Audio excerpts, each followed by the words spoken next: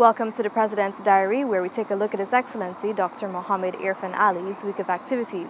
His Excellency started this week by delivering the feature address at the groundbreaking ceremony for the Georgetown Seafront Resort and Convention Center on Sunday. The facility is made possible through a collaboration between the governments of Guyana and Qatar. During the ceremony, President Dr. Mohamed Irfaan Ali said the project is a testament to the strengthened relationship between Guyana and Qatar and signals the ushering of a new era of transformation. Since we have established a strong focus on the Middle East and other parts of the world that were not traditionally focused on investment in this region, we have seen tremendous interest. And Qatar is one of the countries that has shown remarkable speed in expanding this interest and transforming this interest into reality.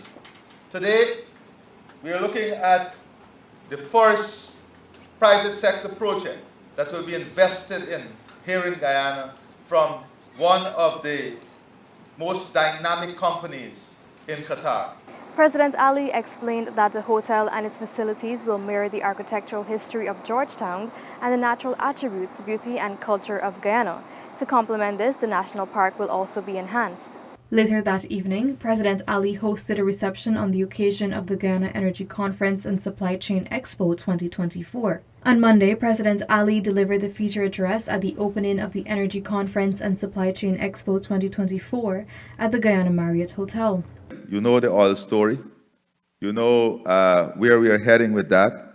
But to go over what is our strategy in relation to gas, what is our strategy in relation to value addition, investing in upstream opportunities. The Trinidad and Tobago, the Prime Minister, just outlined some important opportunities that exist in the synergy between Guyana, Trinidad and Tobago, and the region.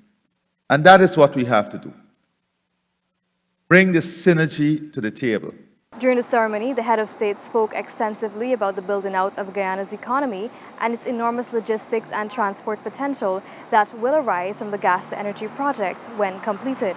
On Tuesday, President Ali was interviewed by Bloomberg Newsroom, where he outlined the developmental plans for Guyana's natural gas. The time to monetize is now, and that is why we are working aggressively on moving from discovery to operation, but also importantly, moving now in an aggressive way to develop the gas resources of Guyana and to integrate the gas resources into our other sectors so that our other sectors become competitive, and using the gas resource as a tool to build out the infrastructure, capability and capacity of the country, into connecting the country more integrally with Brazil. Because once we develop the gas resources, it opens up the opportunity of justifying the deepwater port in Guyana that can serve all of northern Brazil, and building out that infrastructure to link northern Brazil to the Atlantic through Guyana. That will save many days in shipping time, make northern Brazil more competitive, reduce their shipping costs, improve their infrastructure link, and advance their competitiveness. That also allows us now, that natural gas allows us now to move to value, upping the value chain for our bauxite, which is a natural resource, because we can now use cheaper energy to develop an aluminium plant with 1.5 billion tons of bauxite reserve between Suriname and Guyana. His Excellency President Irfaan Ali received the letters of credence from the non-resident ambassador of the Kingdom of Belgium to Guyana, Her Excellency Helen de Geest, at the office of the President on Tuesday. Discussions focused on deepening bilateral relations between the two countries. President Ali also received the letters of credence from the non-resident ambassador of Ireland to the Cooperative Republic of Guyana, Her Excellency Fiona Flood, at the office of the President. The meeting centered around exploring potential investment opportunities between Guyana and Ireland, particularly given Guyana's potential to emerge as a leading global player in the domains of food, energy, and climate security. During the meeting, discussions also included the possibility of a collaboration in healthcare and human resource development. The head of state on Wednesday arrived in St. Lucia to attend the island's 45th independence anniversary celebrations. Later that day, President Irfaan Ali addressed the Parliament of St. Lucia on the occasion of the island's independence anniversary. President Ali hailed the unbreakable bond between Guyana and St. Lucia and said the relationship between the two countries transcends the boundaries of trade and economy. We cannot make the mistake of building our economy on oil and gas. That would be disastrous. That is why we are positioning ourselves to be a leader on food, climate, and energy. We are already the leader on forests globally. Our forest stores 19.5 gigatons of carbon. The forest is the size of England and Scotland combined, with the lowest deforestation rate. But here in St. Lucia, we must also work towards economic diversification. And we must look at the low-hanging fruits. I know, Prime Minister, we have been discussing what are some of the low-hanging fruits. And one of the low-hanging fruits, I think, is how we can develop through agro-innovation and agro-business industry here. During his visit, the president also held a meeting with Guyanese living on the island. During the engagement, His Excellency highlighted Guyana's development agenda, including the government's program to attract skilled workers, economic diversification, initiatives to improve education, healthcare, infrastructure, and several of Guyana's social welfare programs. You have spent a lot of time building your lives here. You have invested a lot here, and I respect that. We must also be gracious to St. Lucia. You are welcome here. You had an opportunity here, and I say to Guyanese, because a lot of Guyanese, when the tides shift, St. Lucians came to Guyana first in the 40s for opportunities in mining. But when the tide changed, now today, what do we see in Guyana? You remember there was a time when, because of lack of opportunity and what was happening, we had Guyanese went to Venezuela in droves. Today, all those Guyanese are coming back, but we have Venezuelans who are coming now. We have Venezuelan migrants who are coming in by the thousands.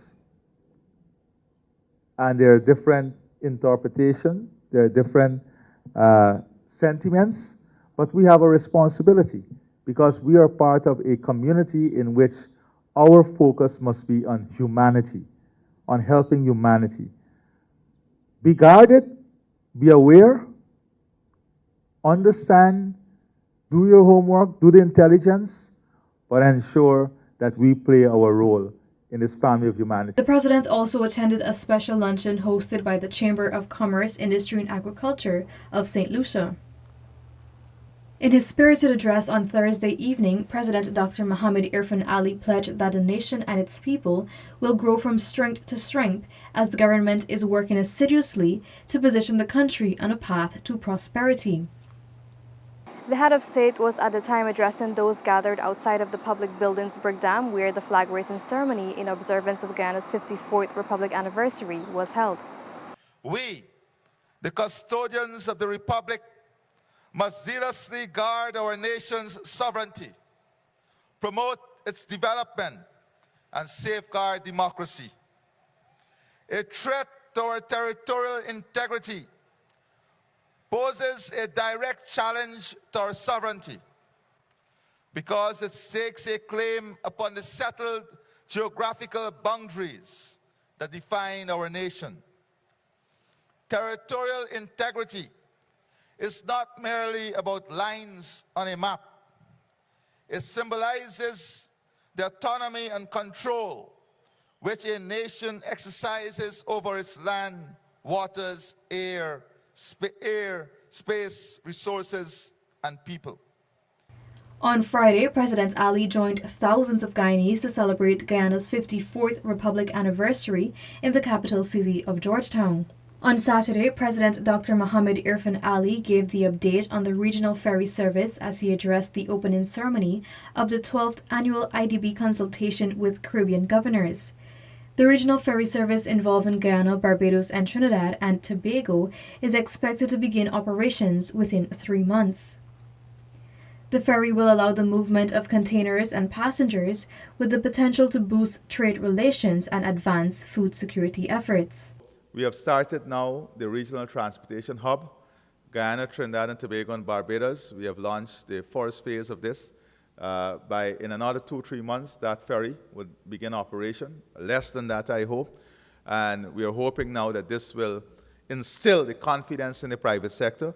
And IDB invests this is an excellent opportunity to bring a regional consortium together. The Caribbean Development Bank has completed the studies on the regional transportation infrastructure, a regional ferry and cargo facility.